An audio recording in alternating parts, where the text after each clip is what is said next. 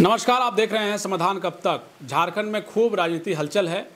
सब अब अपने अपने प्रयासों में जुटे हैं। तमाम राजनीतिक दल के नेता अपने अपने पैठ में लगे हैं। प्रत्याशियों की घोषणा अब बहुत जल्द हो जाएगी।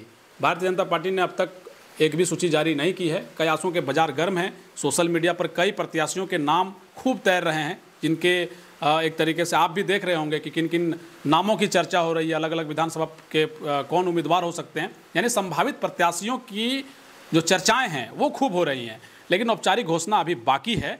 कब तक घोषणाएं होती हैं, चूँकि कहा यह गया कि 48 घंटे के अंदर जब चुनाव आयोग ऐलान करती है, तो भाजपा ने कहा था कि भाई 48 घंटे के अंदर अपने प्रत्याशियों की घोषणा कर देंगे। लेकिन अब तक भाजपा ने अभी तक घोषणा नहीं की है। जाहिर सी बात है, कल तक भारतीय जनता पार्टी अपने जो उम्मीदवार हैं, जो प्रत्याशी हैं, उनके नाम की घोषणा कर सकती है। झारखंड मुक्ति मोर्चा भी जल्द ही ऐलान करेगी। लेकिन एक जो प्रश्न है जेएलकेएम को लेकर के, झारखंड लोकतांत्रिक क्रांतिकारी मोर्चा, जो कहा यह जा रहा है, लोग ये कह रहे हैं कि ये जो जेएलकेएम है ये कई लोगों के समीकरण को बिगाड़ सकती है। तो आज चर्चा जेएलकेएम की भी, चूँकि जेएलकेएम ने अपने 20 प्रत्याशियों की घोषणा कर दी है। अब कल जो सूत्रों से हमें जानकारी मिली है कि कल जो बाकी की जो सीटें हैं उसको लेकर के भी जयराम महतो कल अपने प्रत्याशियों की घोषणा कर सकते हैं, जिसमें कई हॉट सीटें हैं। उन सीटों पर भी कल जो है अनाउंस हो सकता है, सीटों के बारे में जानकारी और प्रत्याशियों की घोषणा हो सकती है।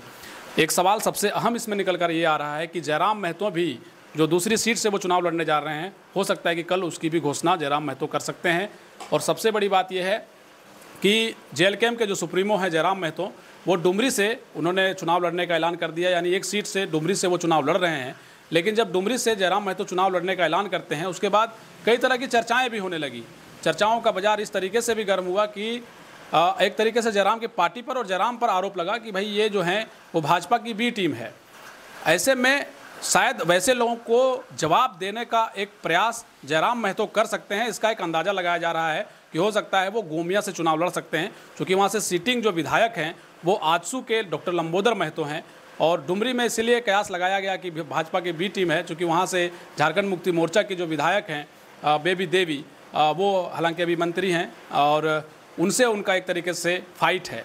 तो ये अपने अपने तरीके से अंदाज़ा लगाने का लोग प्रयास कर रहे हैं। हालांकि जब कोई भी कैंडिडेट किसी क्षेत्र से लड़ता है, किसी भी विधानसभा क्षेत्र से लड़ता है, तो वहाँ ना सिर्फ एक पार्टी से उसकी लड़ाई होती है, बल्कि सभी पार्टियों से लड़ाई होती है। लेकिन मुख्यतः देखा जाता है कि जो सिटिंग विधायक होते हैं, अगर उनसे किसी की लड़ाई हो, बड़ा कोई चेहरा हो, तो अंदाज़ा लोग लगाते हैं, अपने स्तर से लगाते हैं।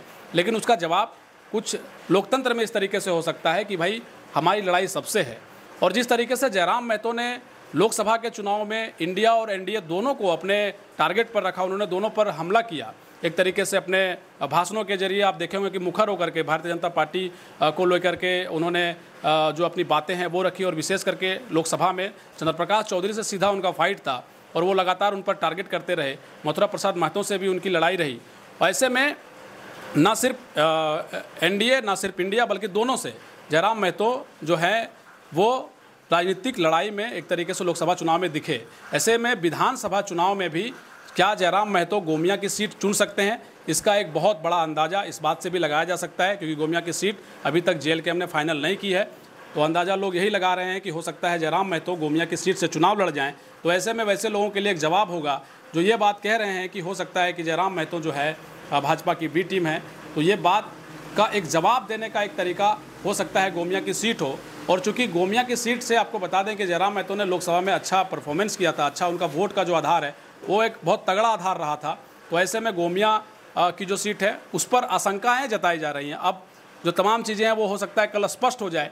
सुप्रीमो कौन से दूसरे सीट पर लड़ने जा रहे हैं ये भी स्पष्ट हो जाएगा।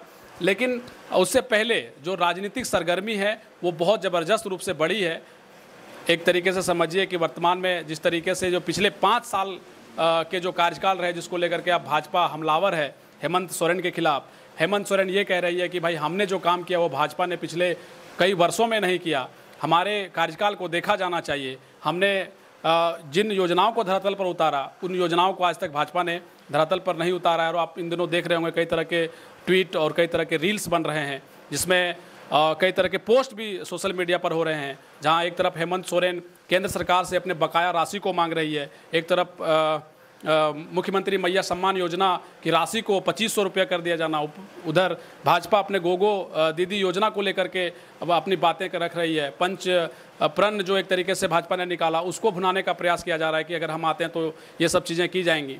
यानी खूब आश्वासन, योजनाओं को लोगों तक लाने का, लुभाने का प्रयास खूब हो रहा है। लेकिन तीसरी तरफ जयराम महतो झारखंड के उन मुद्दों को लोगों के बीच ले जा रहे हैं कि भाई आप जो है झारखंड के हित में कोई फैसला नहीं लिया गया, बेरोजगारी का मुद्दा उठा रहे हैं। 1932 विस्थापन, स्थानीय नीति, नियोजन नीति, तमाम विषयों पर जयराम बात जो है अपना रख रहे हैं और उसको लेकर के आम जो युवा है उसमें उत्साह जरूर देखा जा रहा है। लेकिन क्या ये जो युवा हैं इस बार जयराम के साथ वोट करते नजर आएंगे, एक बहुत बड़ा प्रश्न होगा।